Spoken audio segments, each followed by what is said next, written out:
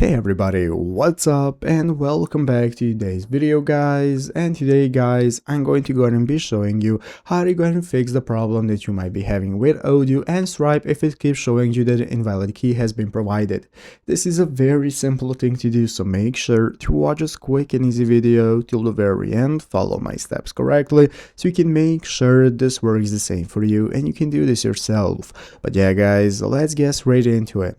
So the first thing we want to do is to go ahead and open up the official Odoo website right here, odoo.com, if you've not already. So once you've done that, it's going to open up the main page. From there in the upper right corner, we can get started logging in. If you do not already have an account, you can just go ahead and create one. So after logging in, this is going to be the home page. From where we can get started. In the upper left corner, we're going to have the editor menu. From where we're going to have our configuration tab, site settings, and so on. So let's go and take a look at how to fix the Stripe error that you might be getting with Odoo. As you can see, somebody already asked the same question on the Odoo forums about the Stripe error. So basically they keep getting the invalid reply received from provider, missing reference, and invalid API key provided. So basically guys, as you can see, you can go ahead and follow this result somebody already posted about how to go ahead and fix it. So payment transaction reference is false none, and you want to check and update your Odoo or consult any developer for debugging. So make sure to update your modules, all that you're using, and applications on the website for sales. Make sure to update it to the latest version. If you keep still experiencing problems, you want to go to the official Odoo forums,